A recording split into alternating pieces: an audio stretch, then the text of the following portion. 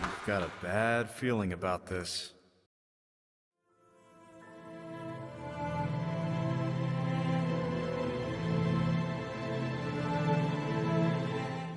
With their purchase of Star Wars, Disney had acquired an acclaimed and successful television program with an active and enthused audience.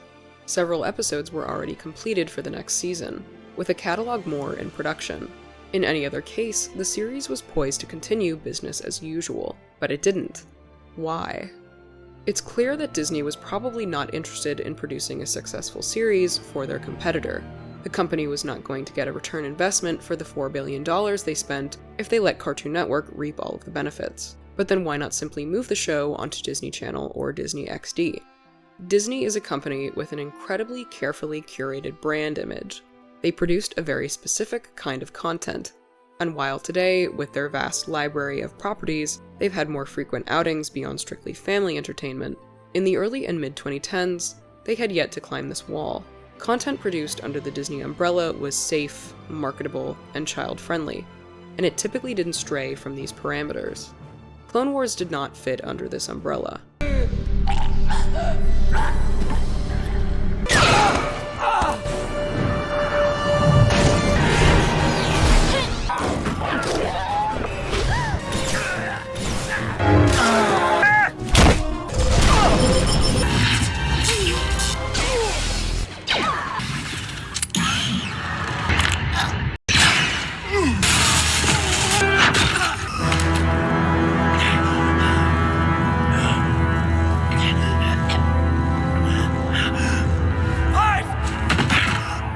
Shoot to kill! Do not shoot to kill! War being in the title twice, the show did not shy away from violence, nor the more complex conflicts of morality and politics, often venturing into fairly adult subject matter. I remember once you had us do a whole 3-part arc on banking and banking deregulation, because kids are so into that. Clone Wars had surpassed the invisible barrier of being just children's entertainment. It had become a program that could be watched and enjoyed by viewers of any age for its strong stories, some of which a degree of violence was necessary to tell effectively. This was actually something parents had complained about before, especially given the fact that our quote-unquote heroes are oftentimes the characters responsible for it. Daniel Logan, the actor who played Boba Fett, actually commented on this at London Comic-Con in 2018. You know, Disney, they canceled it. I think it was getting a little too graphic. Actually, it was getting really graphic. Wow. And at the time, it was just too graphic, I think, for what Disney was used to. We'd actually recorded 7 episodes that didn't get aired. 5 months after the purchase, Lucasfilm announced on its website, "As we enter into an exciting new era focused on the next Star Wars trilogy, Lucasfilm has decided to pursue a new direction in animated programming. We are exploring a whole new Star Wars series, set in a time period previously untouched in Star Wars films or television." 2 months later, in May of 2013, Disney announced Star Wars Rebels. The Jedi will rise, and you will know the power of the Force. Star Wars Rebels, coming in 2014 to Disney XD. Executive produced by Simon Kinberg, Greg Weisman, and Dave Filoni, Rebels retained largely the same creative team from the Clone Wars. I have a lot of the Clone Wars crew coming on to make this show, and they're a very experienced group. All Clone Wars veterans. I've got Killian Plunkett back as art director. I've got Joel Aaron as my VFX supervisor wizard. Keith Kellogg supervising animation. Stuart Lee, my longest running episodic director from the Clone Wars, is back with me. Filoni said, "We wanted something that was going to be reminiscent of the original trilogy, so I suggested we base it on Ralph's designs. I wanted to do that on Clone Wars, but honestly, we didn't have the know-how to accomplish it at the time, with round-shaped characters and things that were a bit more classic animation. You can see this difference most apparently in the returning characters from Clone Wars. Angular designs are softened and simplified, the painterly aesthetics of the textures replaced by a film grain-esque overlay to skin and clothes." The series premiered with a 1-hour special titled Spark of Rebellion, introducing us to the main cast, a motley crew who would go on to become founding members of the rebellion. There was Hera, the captain of the crew's freighter and the level-headed matriarch of the group. her offbeat astromech droid Chopper, Zeb, the gruff and uncompromising muscle, Sabine, an artistic and headstrong Mandalorian warrior, Ezra, their newest recruit and a crafty orphan talented with force sensitivity, and Kanan, the group's leader alongside Hera, and a Jedi survivor of Order 66. The series actually had its original conception as the proto-premise for what Clone Wars eventually became. In the show's art book, Filoni is quoted as saying, "My rough idea was to deal with a small number of characters, have them based on a Millennium Falcon-style smuggling ship, and involve them in black market trade, war espionage, and other stories that existed outside the giant galactic conflict going on in the background." The cast of characters included a Padawan learner, Ashla, and her Jedi Master, who had been assigned to a crew of scoundrels, led by a smuggler similar to Han Solo.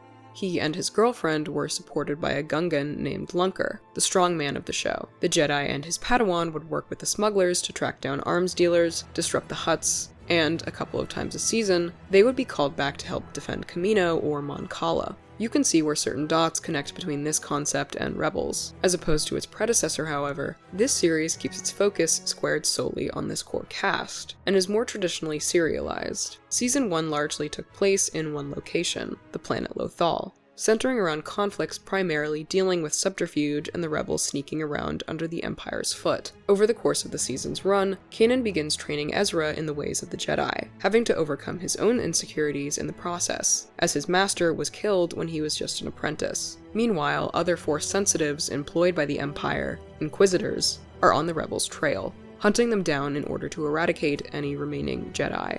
Each season built towards the culmination of one overarching story, as well as focusing on a set of established antagonists that our heroes had to learn to overcome. In Season 1, this was the Grand Inquisitor, Agent Kallus, an officer of the Imperial Security Bureau, and to a lesser extent, Grand Moff Tarkin. Over the course of the season, throughout their smaller-scale missions, the Ghost Crew also received intel from a mysterious informant known as Fulcrum. When Kanan is captured by the Empire, Fulcrum advises the crew to go into hiding, but they refuse to leave him behind, staging a plan to rescue him. In their escape, however, the Grand Inquisitor intercepts Master and Apprentice. Kanan, having been plagued by the fear of letting Ezra down due to his own lack of training, is pushed to the brink when he believes his apprentice has been killed. That was a mistake. Why? Because you have no one left to die for you. No. Because I have nothing left to fear. He manages to defeat him, and the rebels escape to meet with Bail Organa and Fulcrum, revealed to be none other than Ahsoka Tano. Back on Lothal, we see the return of another Clone Wars character, this one a little more changed since their last appearance, their presence now marking a rise in the stakes and scale of the series. Season 2's villains are Darth Vader and more members of the Inquisitorius. Kallus returns, but it's at this point that his character begins to take a shift, coming to a deeper understanding of the rebel cause after a close encounter with Zeb, in which the both of them have to consider the full extent of warfare's cruelty from opposing sides of the same fight. The injured never had a chance. Always wondered why he let me live. This season begins by raising the stakes immediately, introducing the overwhelming threat of Vader as well as Ahsoka's revelation of his identity. This thread comes to its conclusion in the season finale, when Kanan, Ezra, and Ahsoka arrive on the planet Malachor in search of ancient knowledge, and have to confront not only Vader, but a surviving Darth Maul. He leads the distrustful Jedi through Malachor's temple in search of a Sith holocron, betraying them when opportunity strikes, attempting to make Ezra his apprentice and blinding Kanan in the process. Ahsoka defeats him, but is forced to confront Vader soon after, making for one of, if not the most, emotionally captivating moments in the show. Ahsoka.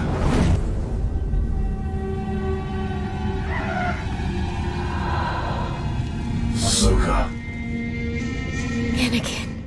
Unwilling to leave the man who was once her friend, Ahsoka sacrifices herself to give Ezra and Kanan time to escape, Maul using the opportunity to do the same. Believing her to have died, his master irreversibly wounded, and the Sith holocron in his possession, the season leaves off on Ezra opening it, his anger and grief an omen of a potential darker path ahead. Season 3 begins after a 6-month time skip.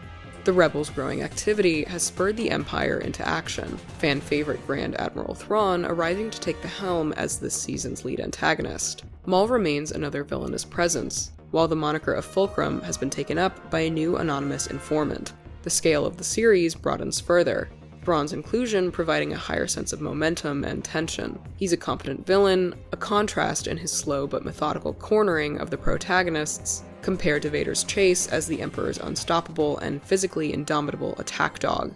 We see the real foundations of the rebellion at this point, and as our hero's ranks grow, so does the villain's capability to shatter them. It's a solid basis for pacing and the building scale towards the final season, and Thrawn helps redeem some of the Empire's intimidation as a dominating force. Rebels' tone struggled with consistency, jumping a little clumsily between subjects of more intense or darker material like its predecessor, and the more lighthearted atmosphere of a traditional animated series for young audiences. The Empire was more often than not portrayed as relatively easy to outsmart, with our heroes having lots of close scrapes, but achieving a happy ending at the end of almost every episode, another contrast to Clone Wars. That stops being so much the case with Season 3, and into Season 4, the stakes rise even higher. Kanan has fully come to terms with his ability to operate as a capable Jedi and member of the team even with his injuries. While Ezra has overcome the tempting pull of darker influences, Thrawn continues to pursue the Ghost Crew and their allies, but the new Fulcrum, revealed to be Kallus in Season 3, has defected to the Rebellion's side. That tonal shift begins to kick in when Hera is captured by Imperial forces on Lothal, and Ezra, Sabine, and Kanan go to rescue her. They almost make it out unscathed until their pursuers fire on the fuel tanks their escape transport was hidden on. At the last moment, Kanan uses the Force to hold back the explosion, throwing Hera to safety and sacrificing himself to save his family. With Kanan's memory pushing them on, the rest of the Ghost Crew and their allies make their final stand against the Empire's forces on Lothal. Ezra has to overcome one last temptation of the dark side with the Emperor himself, but in the end is able to subdue Thrawn and his fleet, and like his master, he puts himself in harm's way to protect his friends. Ezra sends both himself and Thrawn into deep space, assuring the Grand Admiral's defeat so the rebels can free Lothal after a decade of subjugation. The epilogue brings the viewers back to Lothal 5 years later, after the events of Episode 6. Ahsoka returns to Lothal to collect a reminiscing Sabine, the two of them heading off to set out to search for Ezra. Star Wars Rebels is a much more traditional example of an episodic children's program with a larger overarching story. It keeps its focus relatively trained on a core cast, and doesn't stray too far from there. Clone Wars is comparatively much more eclectic and adult. I'll say this, I got to cover a wide range of topics directing on this show, which was really good as a storyteller. I wasn't doing just one thing. In some way, it really, really works. Though it does remain centered on a small group of leads the vast majority of the time. The two shows are kind of like fraternal twins, or twin sons, if you will. More serious, dark, and violent does not equate to more good.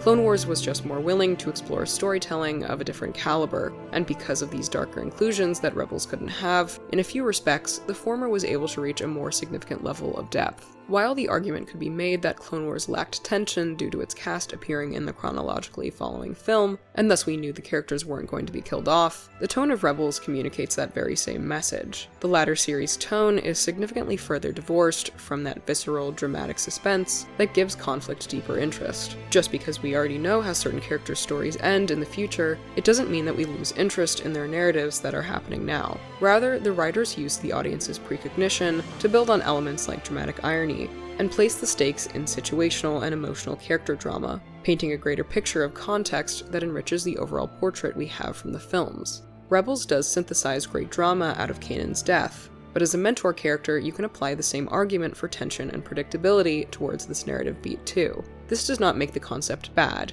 This is an established and well-worn trope, one Star Wars has employed plenty of times. But Rebels' overall lighter tone and content makes it slightly harder at times to engage with its subject matter of civil strife and warfare compared to its predecessor. Try spinning, that's a good trick! The show had a tighter budget and theoretically tighter creative control on the part of the parent studio. Clone Wars was a syndicated program in which the crew retained full creative control, whereas Rebels was produced under the highly coordinated, highly disciplined, commercially minded Disney, who were probably keener to hone in on a specific market and apply their new property towards the safest bets possible, something George wasn't necessarily concerned with. You're doing a Star Wars television show now, is that correct? You're working on one, it's in development. Yeah, it's an animated series about the Clone Wars. It's very much Star Wars. It's not a South Park comedy. Right. It's not a kiddies Right. SpongeBob SquarePants. Right. It's sort of the first dramatic animated show that is PG-13, so it doesn't really go on late night. It doesn't go on Saturday afternoon. It actually doesn't go anywhere. I don't know what we're going to do with it, but we're having a hell of a lot of, having a great time Excellent making marketing it. strategy. Yeah. This video does not exist to make a definitive statement on which is better, especially as, in a certain respect, we'd be comparing apples and oranges. Rather, it exists to explore how the same creative team produced two very similar and yet starkly distinct properties under different creative oversight and priorities. My aim is not to put down one work that was just as much a passion project by those behind it as its sister show. These series had different goals, and thus turned out different products. In the end, the crew made two beloved series, still appreciated fondly today. It's these shows' accomplishments that prove Star Wars could be monumentally successful on the small screen, and without them, we may never have gotten the live-action programs that followed in the years after. Just as it was Cartoon Network's most successful series during its original run, in May 2020, following the release of the 7th season on Disney+, The Clone Wars became the most streamed original digital show in the United States. More than The Mandalorian, Ted Lasso, Better Call Saul. For an animated series, that is kind of incredible, and a testament to the passion that was behind these projects. They were an opportunity to tell more stories beyond the larger scale conflict of the films, exploring smaller but more intimate ideas and character arcs. In The Art of Star Wars: The Clone Wars, George had this to say in the foreword: "Epic wars, like the Clone Wars, are bulging with interesting stories to tell." I could only hint at that in the opening crawl of Episode 3, with the lines, "There are heroes on both sides. Evil is everywhere." As production wrapped on the film, I began searching for a way to tell more of those stories. Episodic television seemed like the perfect medium, and animation, with its bold visual potential and economy of production, seemed the perfect format. As I write this, we are deep into production on the 2nd season of Star Wars: The Clone Wars. It's been an incredible journey. We set out to produce an animated show the likes of which had never before been seen on television. I think we succeeded, thanks to the phenomenal team that came together to create these episodes. For me, their achievement has been monumental. I love watching these shows and experiencing the stories and messages they convey, and I look forward to continuing the adventures with many, many more episodes to come.